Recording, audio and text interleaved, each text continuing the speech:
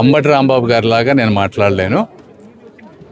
ఇందులో నేను ఇష్యూ మీద వెళ్తా. శంకర్ విలాస్ బ్రిడ్జి ఏం చేసామంటే, నేను 2 సంవత్సరాలు టార్గెట్ పెట్టాను. జూలైలో మొదలు పెట్టాం మనం పని. 2 సంవత్సరాల లోపు ఎట్టి పరిస్థితుల్లో కంప్లీట్ చేస్తాను. అది నెంబర్ 1. రెండోది, సెంటర్లో రైల్వే బ్రిడ్జ్ ఇంకా కూల్చలేదంటున్నారు. దానికి ఆల్రెడీ ఏజెన్సీతో మాట్లాడితే ఒక ఏజెన్సీ వాళ్ళు, అది కాంప్లికేటెడ్ ప్రాసెస్. ఎందుకంటే ఇక్కడ ప్రతి గంటకి చాలా ట్రైన్స్ పోతూ ఉంటాయి. ఈ ట్రైన్స్ అన్ని డిస్టర్బ్ చేయకుండా ఆ బ్రిడ్జ్ తీయాలి. అది ఓన్లీ 2-3కే ఇండియాలో ఎక్స్పర్టీస్ ఉంది. మొదటి వ్యక్తినితో మాట్లాడితే వాళ్ళు 35 రోజులు కావాలన్నారు. రైల్వే వాళ్ళు 35 రోజులు మేము ఇవ్వలేము, ఇది కష్టం అని చెప్పి వాళ్ళు ఇంకొక ఏజెన్సీని రికమెండ్ చేశారు. ఆ ఏజెన్సీ వాళ్ళు కూడా వచ్చి నేను చూసుకొని వెళ్ళారు. అది మనకి ఫైనలైజ్ అయిపోతే అది ఒక 1-2 మంత్స్లో తీసేస్తారు. అయితే ఆ తీసేసే సమయానికి ఎక్కడా కూడా వర్క్కి అది అడ్డం ఉండేటువంటి పరిస్థితి లేదు. మిగిలిన వర్క్ అయ్యేలోపు తీసేస్తారు. అది నెంబర్ 1, ప్రజలు అర్థం చేసుకోవాలి. రెండోది, ఒక సైడ్ వర్క్ కనిపించలేదు అంటున్నారు. ఏం చేసామంటే, అటు సైడ్ ఒక 7-8 పిల్లర్లు, ఇటు సైడ్ 7-8 పిల్లర్లు కావాలి మనకి. 2 సైడ్లు వర్క్ డిస్ట్రిబ్యూట్ చేసుకుంటే ప్రాబ్లం అవుతుంది. ప్రయాణికులకి వాళ్ళకి ఇబ్బంది అవుతుంది, వీళ్ళకి ఇబ్బంది అవుతుంది, ఆ పక్కన వెళ్ళే వాళ్ళకని ముందు మొత్తం ఒక సైడ్ చేస్తాం సార్, ఫాస్ట్గా అయిపోతుంది 1 సైడ్ చేస్తే, అటు సైడ్ ప్రయాణికులకి ఇబ్బందిగా ఉండదంటే, ఓకే మీరు ఒక సైడ్ మొత్తం క్లియర్ చేయండి అంటే మొత్తం ఇటు వచ్చి ఇంత వర్క్ చేస్తూ ఉన్నారు. ఇది డిసెంబర్ 15కి వాళ్ళు 1 సైడ్ మనకి ఇవ్వాలి. 2 రోజులు డిలే ఉంది. డిసెంబర్ 17కి ఇస్తానన్నారు. అంటే ఇంకో 3 రోజులు. అంటే ఇంత స్పెసిఫిక్గా A to Z మానిటర్ చేస్తూ ఉన్నాం. ఇది అయిపోయిన వెంటనే అవతల సైడ్కి వెళ్ళి అది కూడా వర్క్ చేస్తారు. తర్వాత మీరు అనేది కాంపెన్సేషన్ అనేది నామ్స్ ప్రకారం 1కి 10 సార్లు. ఇప్పుడు వాళ్ళు ఏమంటున్నారు, 90-100 కోట్లే తీసుకొచ్చామంటున్నారు. ఇంతకుముందు ఎస్టిమేషన్ ఎక్కువ వేశారంటున్నారు. ఇంతకుముందు ఎస్టిమేషన్ ఏంటంటే వాళ్ళు ఫ్లైఓవర్కి వేశారు, ఎక్కడో దూరం నుంచి. మనం ఫ్లైఓవర్ కట్టడం లేదు. ఇంతకుముందు కూడా చెప్పాను మీకు, రైల్వే ఓవర్ బ్రిడ్జ్ కడుతున్నాం. ఒకటి. రెండోది, ఇంతకుముందు వాళ్ళు కాంపెన్సేషన్ ల్యాండ్ ఎక్విజిషన్ అంతా ప్రాజెక్ట్ కాస్ట్లో పెట్టారు. ఈ ల్యాండ్ ఎక్విజిషన్ కాస్ట్ ఇప్పుడు మనం మున్సిపాలిటీలో పెడతా ఉన్నాం. ఇప్పుడు ఎందుకంటే చాలామందిని మనం ఆల్రెడీ తీసుకున్నాం మున్సిపాలిటీ నుంచి. తీసుకున్నప్పుడు వాళ్ళందరికీ చెక్కులు ఇచ్చాము, TDR బాండ్లు ఇచ్చారు, చాలామంది ఇచ్చారు. ఇక్కడ కొద్ది మందితోటే కొద్దిగా ఇష్యూ ఉంది. అది కూడా కొద్దిగా దానికి ఏంటంటే రకరకాల కారణాలు ఉన్నాయి. సరే, ఆ విషయాల్లోకి నేను వెళ్ళను. మా మేయర్ గారు అదేవిధంగా మా ఎమ్మెల్యేలు అందరూ మాట్లాడుతూ ఉన్నారు. సామరస్యంగా చేయటానికి, అంటే ఇప్పుడు మాకు వర్క్ చేసుకోవడానికి ఇబ్బంది లేదు కాబట్టి సాధ్యమైనంత సామరస్యంగా వెళ్ళాలి, వాళ్ళకి టైం ఇవ్వాలి అనే ఉద్దేశంతో మేము చెప్తా ఉన్నాం. ఆ టైం వచ్చినప్పుడు అది ఎట్లా చేయాలో చేస్తాను. సరే, ఇప్పుడు నేను అలాంటి మాటలన్నీ మాట్లాడలేను. ఎవరు డమ్మీలా ఏంటనేది అది కరెక్ట్ కాదు. అవన్నీ పద్ధతి, అది వాళ్ళని కించపరిచి ఆయన ఏదో అట్లా మాట్లాడటం అనేది కరెక్ట్ కాదు. వాళ్ళ ఉద్దేశం నాకు ఏమనిపించింది అంటే, నేను మన జగన్మోహన్ రెడ్డి గారు ఈ అమరావతి మీద ఈ విధంగా కంటిన్యూస్గా ఏదో రాక్షస ఆనందం పొందుతున్నారనే దెబ్బకి వాళ్ళకి ఏదో పార్టీ హైకమాండ్ నుంచి మీరేం మాట్లాడలేదంటే పాపం వాళ్ళందరూ వచ్చి గబక్కన ఏదో శంకర విలాస్ దగ్గర చేయాలనేది చేసినట్టున్నారు. సరే, అంబటి రాంబాబు గారి పరిస్థితి నేను అర్థం చేసుకోగలను. వాళ్ళకి ఎక్కడి నుంచి ఇన్ఫర్మేషన్ వచ్చింది కాబట్టి ఏదో మాట్లాడుతూ ఉంటారు. మనం వాటన్నిటికీ రెస్పాండ్ అవ్వాల్సిన అవసరం లేదు. మీకు విషయం మీద ఏదైనా కావాలంటే నేను చెప్తాను. Thank you. అమోఘమైనటువంటి సేవలు అందిస్తూ ఉన్నారు సంవత్సరాలుగా. వారు ఈ ఊరు వారు అవటం అదృష్టం. మంచి వ్యక్తులు. 30 సంవత్సరాలుగా చేస్తూ ఉన్నారని చెప్తున్నారు. రావటం అదృష్టం. తెలుగుదేశం పార్టీకి మీ సేవలకు చంద్రబాబు నాయుడు గారి తరఫున మీకు ధన్యవాదాలు తెలుపుతా ఉన్నాను. అదేవిధంగా వేదికను అలంకరించినటువంటి మీ అందరి ప్రియతమ ఎమ్మెల్యే,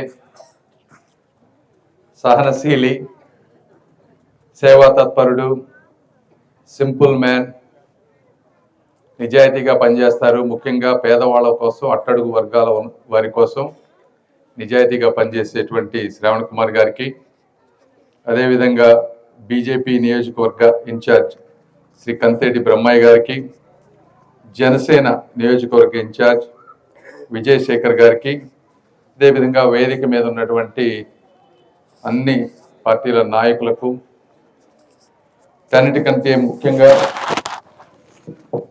దాతృత్వపు రాజకోట, తెలుగుదేశం పార్టీ కంచుకోట, భయం ఎరగని నడక ఉన్నటువంటి మోతడక గ్రామ ప్రజలందరికీ కూడా మనస్ఫూర్తిగా ధన్యవాదాలు తెలుపుతా ఉన్నాను. ఎందుకంటే 2019లో జగన్మోహన్ రెడ్డి గారు ఊరూరా తిరిగి వారి తండ్రి గారి పేరును వాడుకొని మంచి హామీలు ఇచ్చి అబద్ధాలు ఎంత బాగా చెప్పొచ్చా అని తెలియని విధంగా అబద్ధాలు చెప్పినా కూడా మీరెవరు పడకుండా ఆ రోజులో కూడా తెలుగుదేశం పార్టీకి మెజారిటీ తెప్పించారంటే మీ టాలెంట్కి హ్యాట్స్ ఆఫ్. ఆ రోజును కూడా మరి గత 5 సంవత్సరాల్లో తెలిసింది, ఇప్పుడు ఇంకా అద్భుతమైన మెజారిటీ తీసుకొచ్చారు. వారందరూ చెప్పినట్టు, ఇందాక శ్రావణ్ కుమార్ గారు చెప్పినట్టు ఇది వాస్తవం కూడా. ఈ గ్రామం ఈ విధంగా అభివృద్ధి చెందింది అంటే దానికి ముఖ్యమైనటువంటి కారణం బలమైన గ్రామ నాయకత్వం. అందులో తిరిగే లేదు.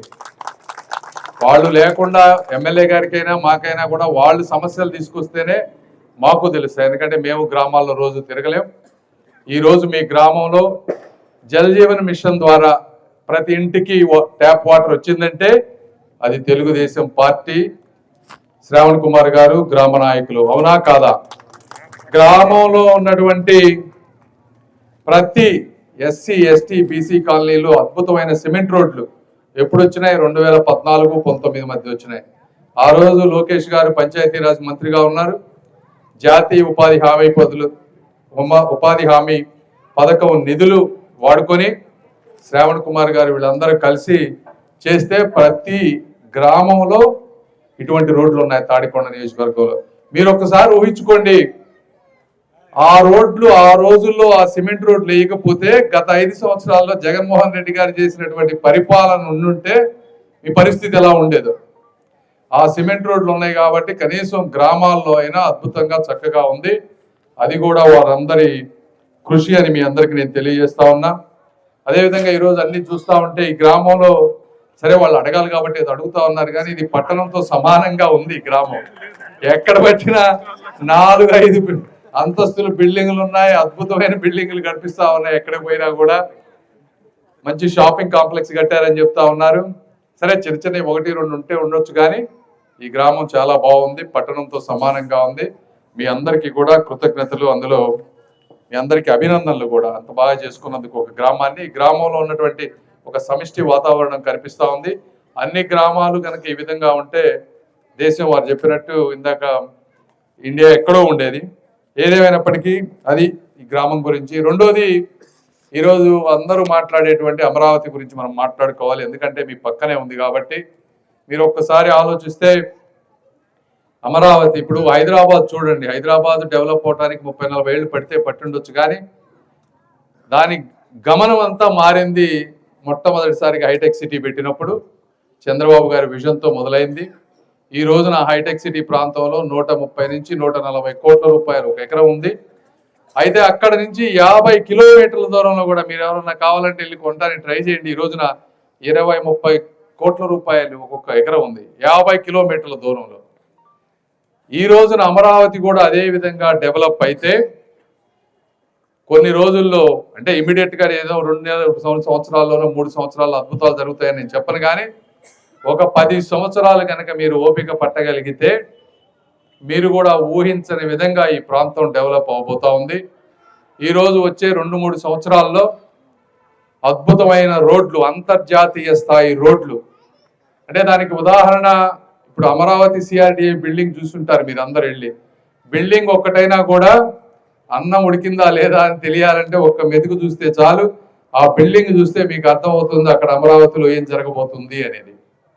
ఇలాంటివి ఈ రోడ్లన్నీ 2-3 సంవత్సరాల్లో అయిపోయి అనుకున్న బిల్డింగ్లన్నీ కూడా కన్స్ట్రక్షన్ మొదలైతే మూమెంటం వస్తుంది. అద్భుతంగా రాబోతున్నాయి. ఎందుకంటే మొన్నే మన 16 సెంట్రల్ ఇన్స్టిట్యూట్స్ చేయబోయాం. ఇంకా ఎన్నో ఇన్స్టిట్యూషన్స్కి స్థలాలు ఇవ్వబోతా ఉన్నారు. బిట్స్ పిలాని ఇంజనీరింగ్ కాలేజీలు రాబోతా ఉన్నాయి. ఇట్లా రకరకాల ఇక్కడ వస్తాయి. కాబట్టి దాని గురించి ఎవరు భయపడాల్సిన అవసరం లేదు. తప్పనిసరిగా అభివృద్ధి చేస్తాం. అదేవిధంగా ఇప్పుడు ఉన్నటువంటి 29 గ్రామాలు అక్కడ, అంటే మీరు పూలింగ్లు ఇవ్వలేదు కానీ ఇచ్చినటువంటి 29 గ్రామాల్లో కూడా అద్భుతమైనటువంటి ఇన్ఫ్రాస్ట్రక్చర్, రోడ్లన్నీ వెడల్పుగా, చక్కటి వీధి దీపాలు, స్టామ్ వాటర్ డ్రైనేజ్, అదేవిధంగా ఆ గ్రామాల్లో కావాల్సినటువంటి కమ్యూనిటీ హాల్స్, శ్మశాన వాటికలు, అండర్ గ్రౌండ్ డ్రైనేజ్, ఇలాంటివన్నీ తీసుకొని ఆ 29 గ్రామాలు కూడా అద్భుతంగా పట్టణాలతో ఎలా డెవలప్ అవుతాయో ఆ విధంగా ఆ 29 గ్రామాలు డెవలప్ అవబోతా ఉన్నాయి. దాంతో పాటు ఈ ప్రాంతం కూడా నెక్స్ట్ అవి డెవలప్ అయిన వెంటనే, ఆదాయం పెరిగిన వెంటనే మీ గ్రామానికి కూడా మంచి జరుగుతుంది. అదేవిధంగా మీ గ్రామంలోనే rural development self help groups కింద పికిల్ క్లస్టర్ ఒకటి పెట్టబోతా ఉన్నాం. ఒక 5 కోట్ల రూపాయలతో ఇక్కడ మీరు ల్యాండ్ కూడా ఇచ్చారు. అది నా డిపార్ట్మెంట్లోనే ఉంది. అది మనం ఓకే చేసాం. అది త్వరలో దాని కార్యరూపం దాల్చబోతా ఉంది. అదేవిధంగా కొంతమంది అనుకోవచ్చు, చుట్టుపక్కల ప్రాంతంలో ఉన్నటువంటి వ్యక్తులకు కొన్ని అపోహలు ఉన్నాయి అమరావతి మీద. ఏమిటి అంటే అంతా వైజాగ్కి ఐటీ వెళ్ళిపోతా ఉంది, ఇక్కడ రేట్లు ఎట్లా పెరుగుతాయని. మీరు కూడా ఒకసారి ఆలోచించాలి. ఈ రోజున అమరావతిలో ఒకప్పుడు స్థలం ఎంత ఉంది? 20 లక్షలు ఉండేదేమో ఎకరం బాగా ఉంటే. ఈ రోజున పూలింగ్ ఇచ్చిన వాళ్ళందరూ 4-5 కోట్ల రూపాయలు అయినాయి. మీరు ఇచ్చినప్పుడు 20-30 లక్షల రూపాయలు ఉంటే ఈరోజు గవర్నమెంట్ 50,000 కోట్ల రూపాయలు అక్కడ ఖర్చు పెడతా ఉంది. అంటే ఒక్కొక్క ఎకరానికి దాదాపుగా 1.5 నుంచి 2 కోట్ల రూపాయలు గవర్నమెంట్ మనీ పెట్టి డెవలప్ చేస్తూ ఉంది. అంటే 50,000 కోట్ల రూపాయలు ఒక ప్రాంతంలో డెవలప్మెంట్కి 2-3 సంవత్సరాల్లో ఖర్చు పెట్టినటువంటి చరిత్ర ఏ పట్టణానికి కూడా ఇండియాలో లేదు. ఇది ఫస్ట్ టైం జరుగుతూ ఉంది. అవునా కాదా? ఇది వాస్తవమా కాదా? మీరే చెప్పండి. రెండోది, అంతా ఇక్కడే 50,000 కోట్ల రూపాయలు పెట్టుబడి పెట్టినప్పుడు మిగిలిన ప్రాంతాలు అన్నీ ఉన్నాయి. అన్ని ప్రాంతాలని సమానంగా చూడాల్సిన బాధ్యత చంద్రబాబు గారి మీద ఉంటుంది. ఎందుకంటే వైజాగ్ వాళ్ళు ఓట్లేశారు, రాయలసీమ వాళ్ళు ఓట్లేశారు. వాళ్ళందరూ ఓట్లేసి గెలిపిస్తేనే మనం ఈ రోజున ఈ అధికారంలో కూర్చొని ఈ ప్రాంతానికి చేయగలుగుతా ఉన్నారు. ఒక విధంగా చెప్పాలంటే మీ గ్రామంలో ఏ విధంగా అయితే 2019లో మోసపోలేదో, వైజాగ్లో 4 ఎమ్మెల్యే సీట్లు గెలిపించారు వాళ్ళు తెలుగుదేశం పార్టీకి. కాబట్టి ఆ ప్రాంతానికి కూడా కంపల్సరీగా చేయాల్సిన బాధ్యత ఉంది. అదేవిధంగా అక్కడ వచ్చినటువంటి ఇండస్ట్రీస్ ఏమొచ్చినాయి? డేటా సెంటర్స్ వచ్చినాయి. ప్రస్తుతానికి డేటా సెంటర్స్కి కావాల్సినంత కరెంట్ కావాలి, వాటర్ కావాలి. ఆ డేటా సెంటరు మిగిలిన ప్రపంచాన్ని అండర్ సీ కేబుల్ ద్వారా కలిపేటువంటి పరిస్థితి. ఆ కేబుల్ అక్కడికి వచ్చే అవకాశం ఉంటుంది కాబట్టి వేరే దగ్గరికి వచ్చేటువంటి పరిస్థితి ఉండదు. కాబట్టి ఇప్పుడేమంటున్నారు, అక్కడ మిగిలిన ప్రాంతాల ప్రజలు అంతా అమరావతిలో పెడితే మా పరిస్థితి అనేది రాకుండా ఆ ప్రాంతంలో ఉన్న వాళ్ళు కూడా బాగుండి మళ్ళీ గవర్నమెంట్ రావాలి. కాబట్టి అన్నిటినీ సమపాళ్లలో అభివృద్ధి చేసే బాధ్యత చంద్రబాబు నాయుడు గారు కానీ, పవన్ కళ్యాణ్ గారు కానీ, లోకేష్ గారు కానీ తీసుకున్నారు. అయితే ఈ ప్రాంతం కూడా తప్పనిసరిగా అద్భుతంగా డెవలప్ అవుతుంది. అందులో సమస్య లేదు. మీరే చూస్తారు ఏ విధంగా డెవలప్ అవుతుంది అనేది. ఇంకొకటి, వైజాగ్లో అదే ఇప్పుడు రాయలసీమ ఉంది. రాయలసీమ ప్రాంతంలో కూడా అక్కడ కూడా చాలా మంది పేదవాళ్ళు ఉన్నారు. వాళ్ళకి ఉద్యోగాలు కావాలి. ఇక్కడ ఇంకా చాలా చైతన్యవంతమైనటువంటి ప్రదేశం ఈ ప్రాంతంలో. వ్యవసాయం బాగా పండేటువంటి ప్రాంతం ఈ ప్రాంతం. ఆ ప్రాంతంలో వ్యవసాయం కూడా చేసుకోలేనటువంటి వాళ్ళు ఉన్నారు. కాబట్టి అక్కడ మ్యానుఫ్యాక్చరింగ్ కి సంబంధించినటువంటి, ఎలక్ట్రానిక్ కి సంబంధించినటువంటి ఇవి చేస్తున్నారు. ఇంకొక విషయం ఏంటంటే, ఈ ఇండస్ట్రీ పెట్టాలనుకునే వాళ్ళు ఈ రోజున ఒకప్పుడు లాగా మనం ఏదో పిలిచి మీరు ఇండస్ట్రీ పెట్టమంటే పెట్టే పరిస్థితి ఎక్కడా లేదు. వాస్తవం ఏంటంటే ప్రతి స్టేట్ కూడా ఈరోజు ఫైట్ చేస్తూ ఉన్నారు. ల్యాండ్ ఇస్తాం, కరెంటు బిల్లు మేమే కడతాం, మీ ఉద్యోగస్తుల జీతాలు మొదటి 2 సంవత్సరాలు మేమే ఇస్తాం, ఎంతో ఇన్సెంటివ్స్ ఇచ్చి అన్ని రాష్ట్రాలు ఈరోజు పోటీ పడేటువంటి పరిస్థితి. ఒకప్పుడు హైదరాబాద్ డెవలప్ చేసినప్పుడు వేరే రాష్ట్రాల వాళ్ళకి తెలిసేది కాదు. ఈ పోటీ తత్వంలో మనం ల్యాండ్ ఇవ్వాల్సిన అవసరం ఉంది, సబ్సిడీలు ఇవ్వాల్సిన అవసరం ఉంది. ఈ ప్రాంతంలో మనకు ఉన్నటువంటి ల్యాండ్ చాలా తక్కువ.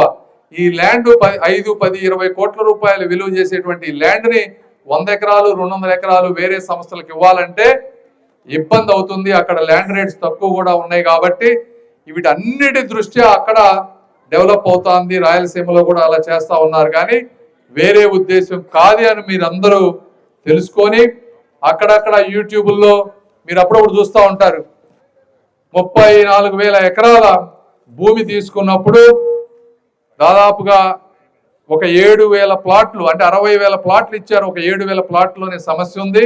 అది కొద్దిమంది గబక్కన యూట్యూబ్కి వెళ్ళి ఎవరన్నా మాట్లాడినప్పుడు దయచేసి మీరంతా వాటిని అర్థం చేసుకోండి. వాటి వెనక ఉన్నటువంటి వ్యక్తిగతంగా కొంతమందికి సమస్యలు ఉన్నాయి. 100% అక్కడ నేను కరెక్ట్గా జరుగుతుంది, అధికారులు 100% కరెక్ట్ అని నేను చెప్పడం లేదు. ప్రతి వ్యవస్థలో కూడా మీకు తెలియంది కాదు, కింది స్థాయి ఉద్యోగుల నుంచి చాలా వరకు అక్కడక్కడ అవినీతి పరులు ఉన్నారు. వాళ్ళు ఎక్కడో చిన్న చేసిన తప్పుల వల్ల మిగిలిన వాళ్ళకి ఇబ్బంది అవుతుంది అక్కడక్కడ. వాటన్నిటినీ శ్రావణ్ కుమార్ గారు కానీ మేము కానీ నారాయణ గారు కానీ కూర్చొని కరెక్ట్ చేస్తాం. దయచేసి మీరు అందరూ సహకరించి ఒక పాజిటివ్ వాతావరణంలో దీన్ని ముందుకు తీసుకువెళ్ళాలి.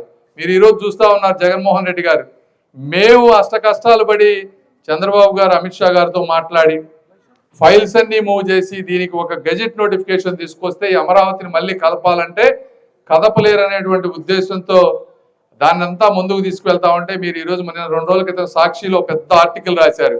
ఏమని రాశారు? బిల్లు వెనక్కి చంద్రబాబుకు షాక్ అంట. చంద్రబాబు గారికి ఏమి షాక్? ఆయన 75 సంవత్సరాలు వచ్చినాయి, ఆయనకి కావాల్సిన కీర్తి అంతా వచ్చింది. ఈ రోజున చంద్రబాబు గారు తెలియని ప్రాంతం ఏమీ లేదు.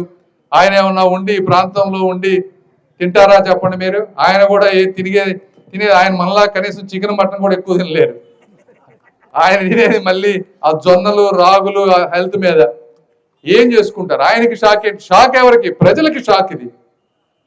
ఈ విధంగా ప్రాంతంలో ఎటువంటి అభివృద్ధి చేయాలన్నా కూడా తప్పనిసరిగా ఎక్కడెక్కడ అవకాశం ఉన్నా కూడా అవకాశాన్ని మొత్తాన్ని తీసుకొని ఈ ప్రాంతాన్ని అద్భుతంగా, గుంటూరు అంటే ఈ రోజున మొన్న మేము వెంగళాయపాలెంలో ఒక చెరువుని డెవలప్ చేసాం. మీరు ఇక్కడ వాళ్ళు చూసారో లేదో తెలియదు కానీ ఎప్పుడన్నా వెళ్ళి చూడండి. ఆ చెరువు ఇప్పుడు ఇండియా మొత్తానికి మోడల్ చెరువు అయింది. అదంతా చేసిన విధానంలో గుంటూరు ఖ్యాతి ప్రతి డాక్యుమెంట్లోనూ ఈరోజు గుంటూరులో చేసినటువంటి మోడల్ వెళ్తా ఉంది. గుంటూరు పేరు గర్వంగా ఇంకా ముందు ఇంకా రాబోతా ఉంది గుంటూరు అమరావతి. కాబట్టి మీరు చూపించినటువంటి అపూర్వ అభిమానానికి, మీరు వేసినటువంటి అంతటి మెజారిటీ తీసుకొచ్చినటువంటి మీ అభిమానానికి ఎట్టు పరిస్థితుల్లో కూడా తల వంచకుండా మీ మంచి కోసం చేస్తామని తెలియజేసుకుంటూ మరొకసారి మీ అభిమానానికి కృతజ్ఞతలు తెలుపుకుంటూ సెలవు తీసుకుంటాను. ధన్యవాదాలు. Thank you.